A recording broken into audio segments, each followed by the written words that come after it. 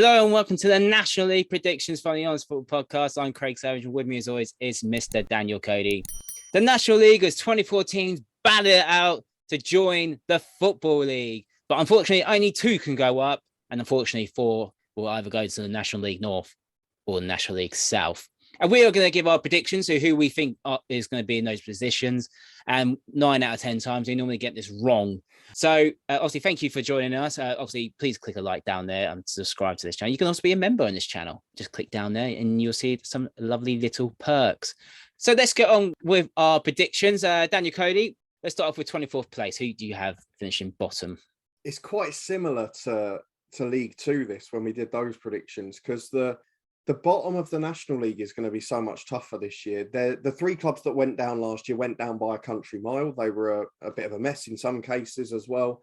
That was the same in League Two. This year, I think the bottom of the National League is tougher than it's been for a long time. Obviously up to full complement again as well. And I've got 7 sides down there for my 4 spaces, but I'm going to start at the bottom.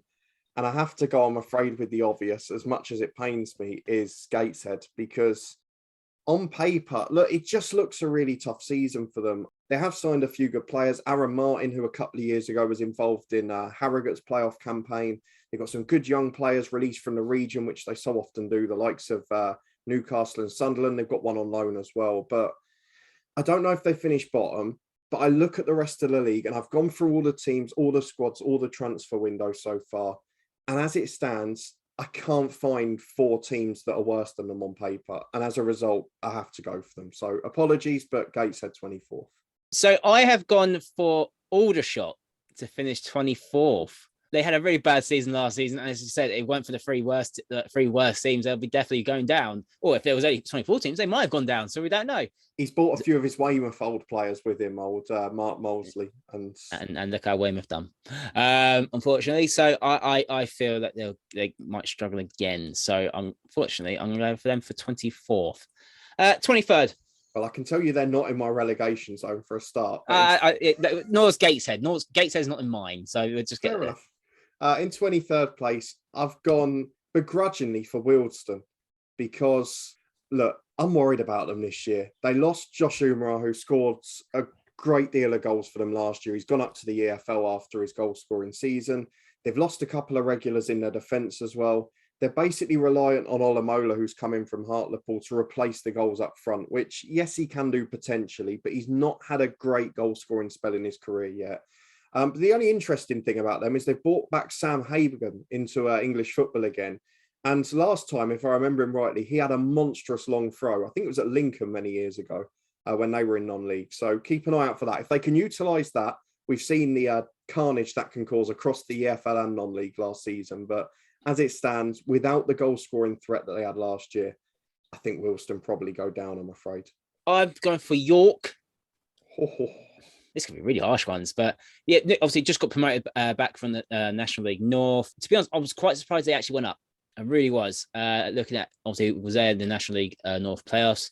That team really did surprise me. So I don't see anything from York, unfortunately. And it'll probably be a slow start because they're on, I think, 15 new players already. So they obviously agreed management-wise, but it's going to take a while regardless. So, yeah, potentially.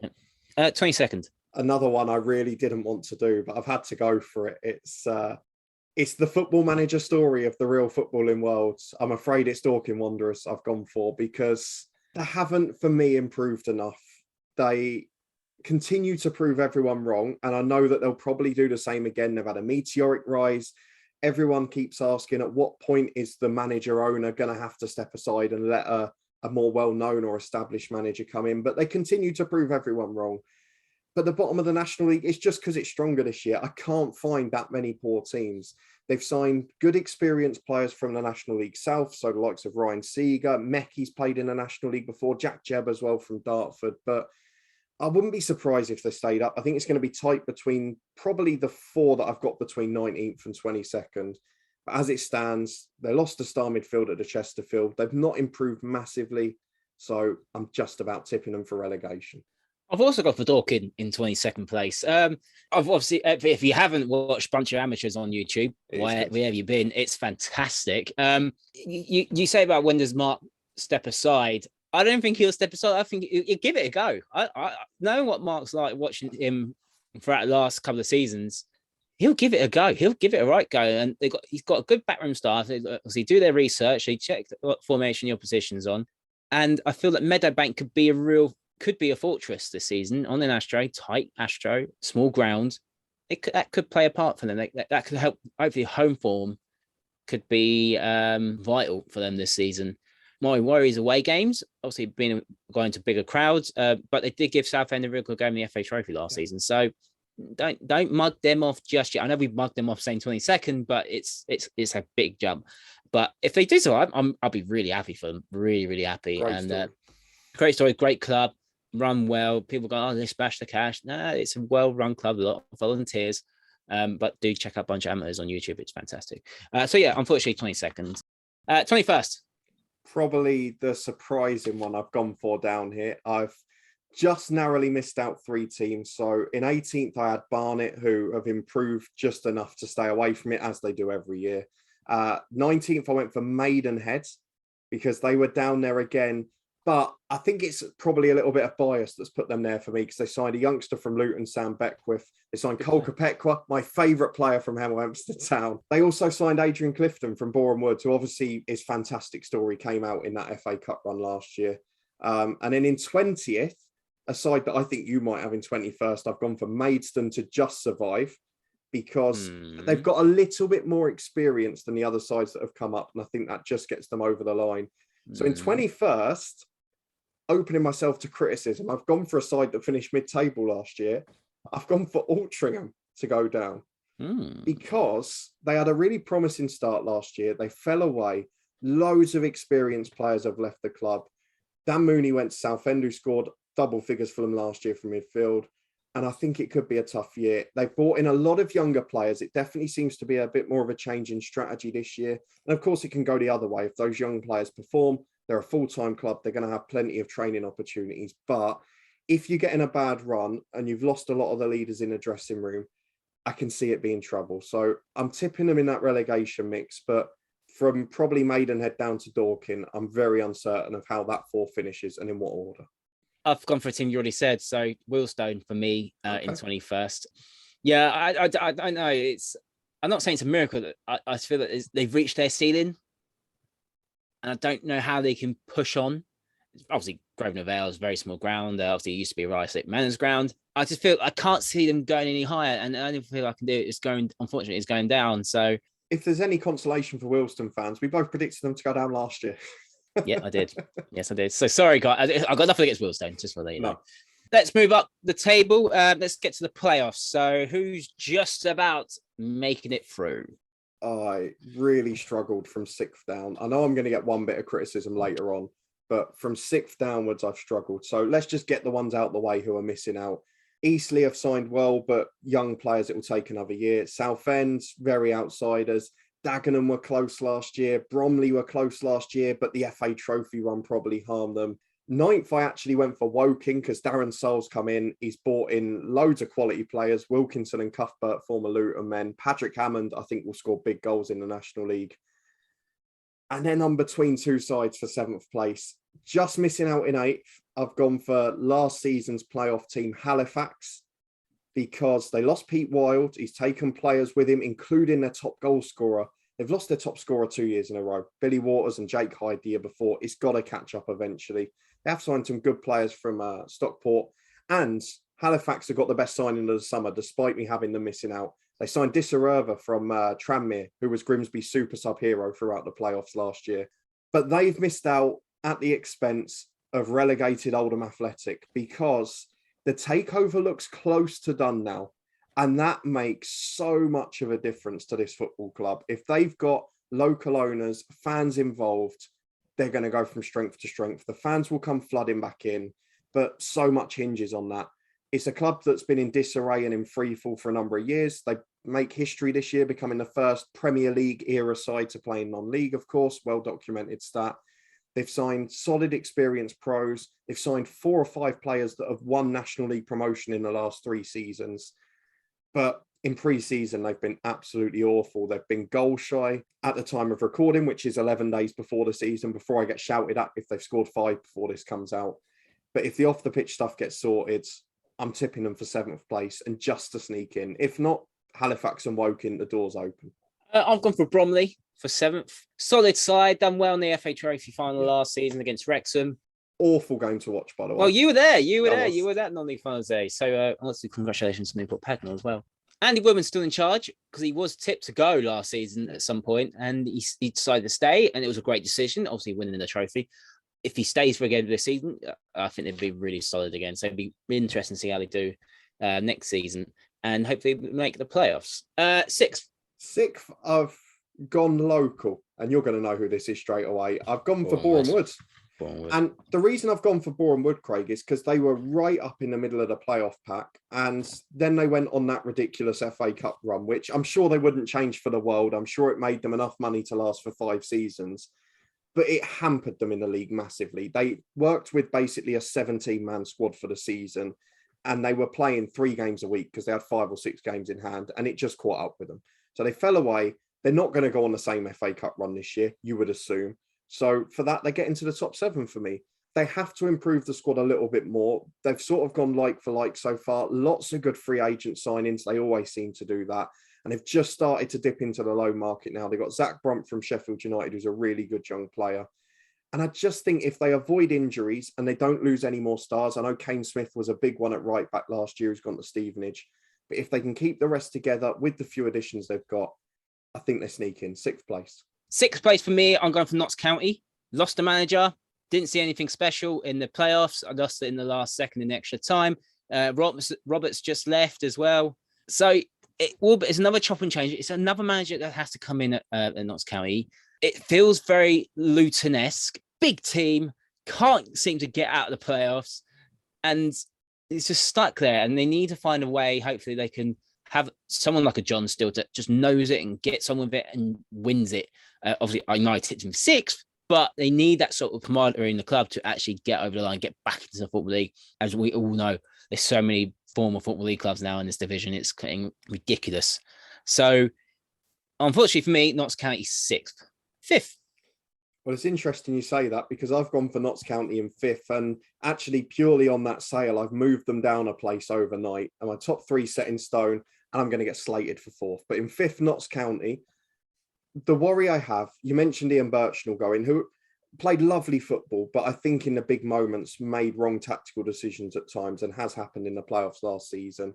The manager that's coming to replace him, Luke Williams, his only other full season in management was taking Swindon down in League One. So he's not got a great track record, but he's been an assistant at good clubs since the likes of MK and Bristol City. He's got good experience under his belt there. And his philosophy is similar on paper. So we shouldn't see too much of a change in style. Obviously, you mentioned Cal Roberts to Aberdeen is a massive, massive loss. He's maybe not the most consistent player in the world, but he's an individual match winner and he pops up in those big moments. And I don't feel they've got many others like that. They lost Carl Wootton too, who's their big, strong target man up front. But they've signed Sedwin Scott from Gateshead, who was one of the top scorers in the National League North last year. I think he'll be an able replacement. And then he's brought in one of his young defenders from MK Dons, Aidan Baldwin, to replace Alex Lacey, another experienced man who's left the club, but he'll know him well, so hopefully he'll settle in nicely.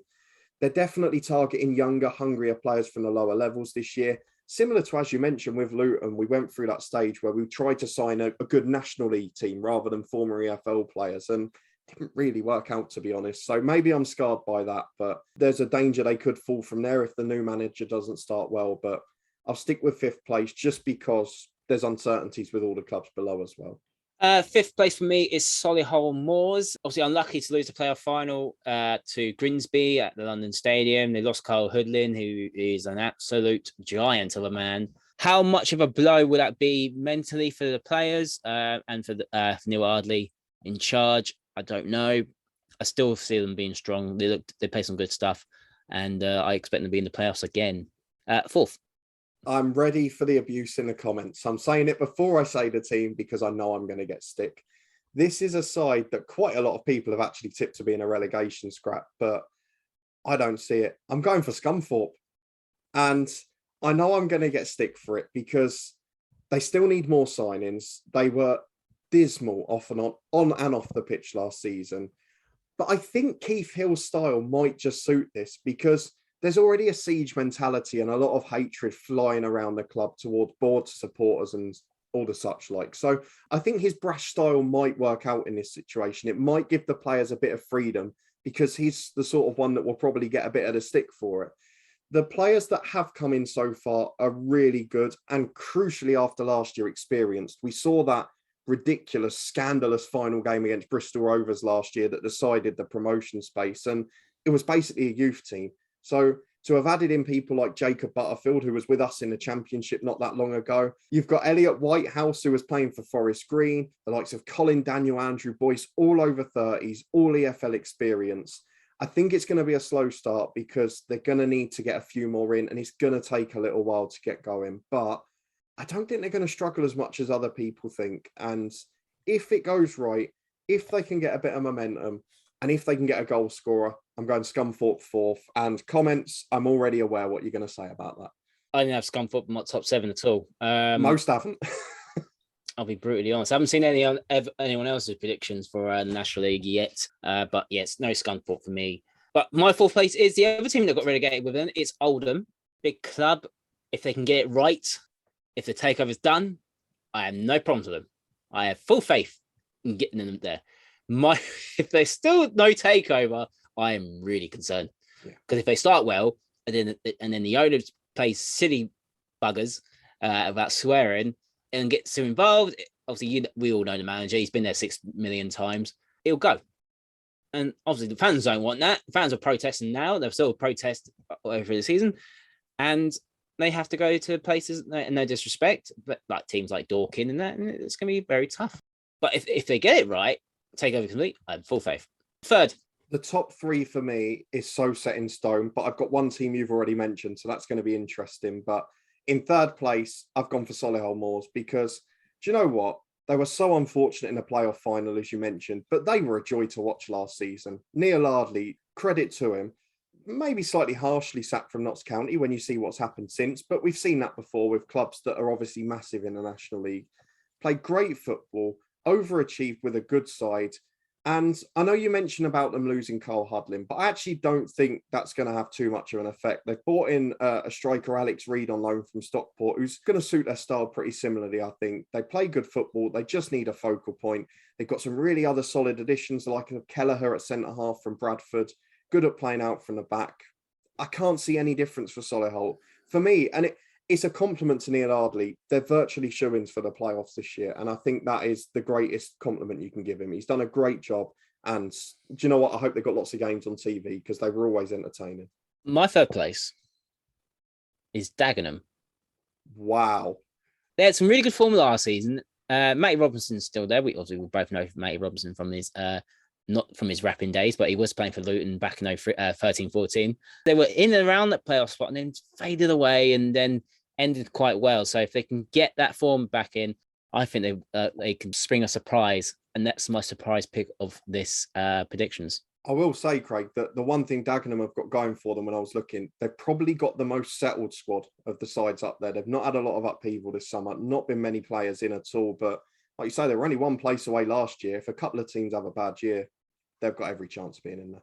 Right, and let's get to the top two. I think, looking at the list so far, we've both got the same top two. And I would imagine we've got them in the same order. So let's just see if we've both gone for the effects of the same manager in second place. I've gone for Chesterfield and Paul Cook. No? Yes? No, I have. Yeah, of course I have. It's Chesterfield. So, look, they were first half of last season, they were basically unstoppable. They looked like they were going to run away with the title. They obviously had the James Rowe managerial fiasco, which it went pear-shaped after the Chelsea game.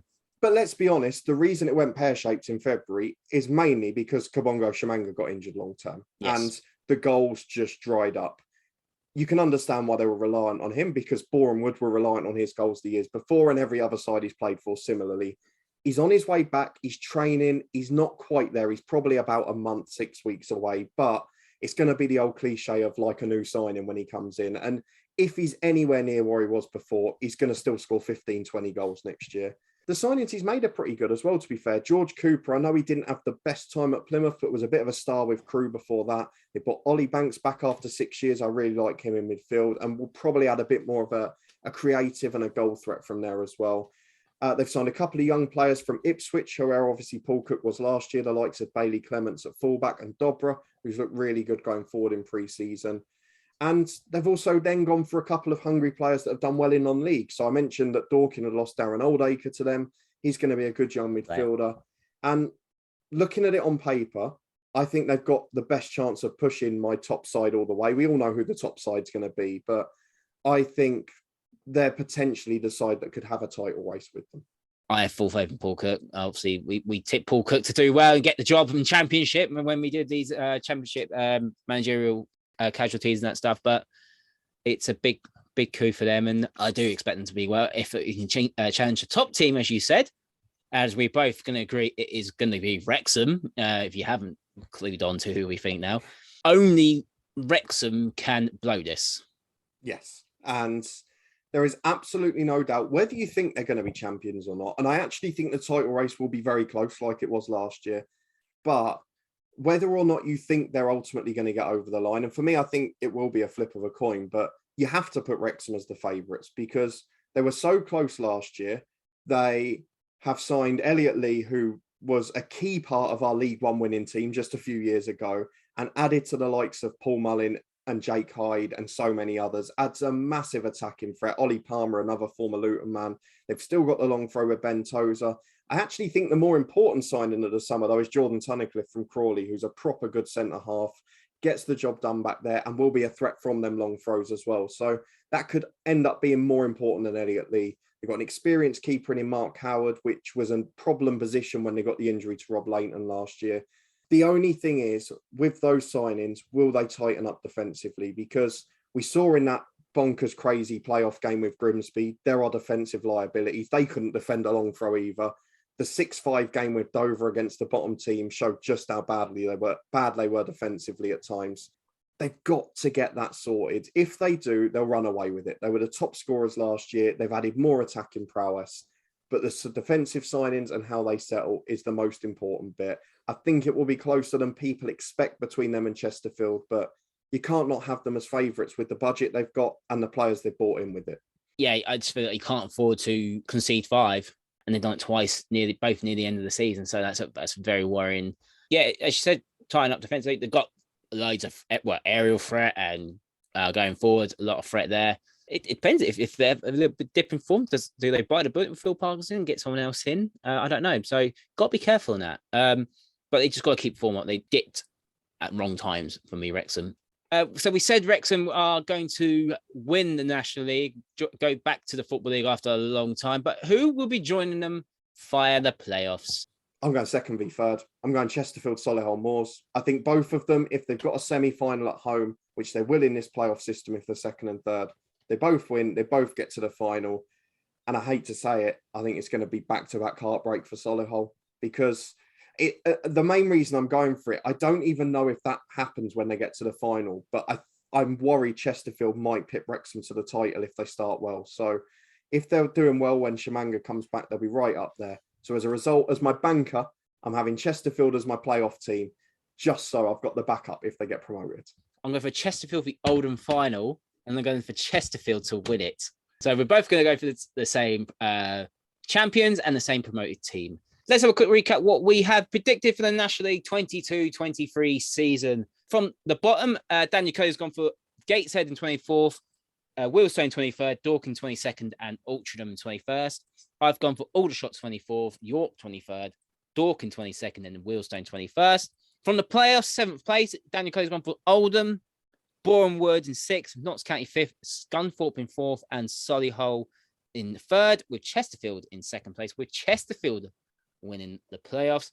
I've gone for Bromley 7th, Notts County 6th, Solihull 5th, Oldham 4th, Dagenham 3rd, and Chesterfield in 2nd place, with Chesterfield winning the playoffs as well. And we're both gone for Wrexham as the National League champions. Do you agree with our predictions? Let us know in the comments and give us your predictions. Don't forget to like this video, subscribe to Honest Football Podcast, be a member, click the join button down below. You can follow us on Twitter at Honest Football 3, and we'll see you next time.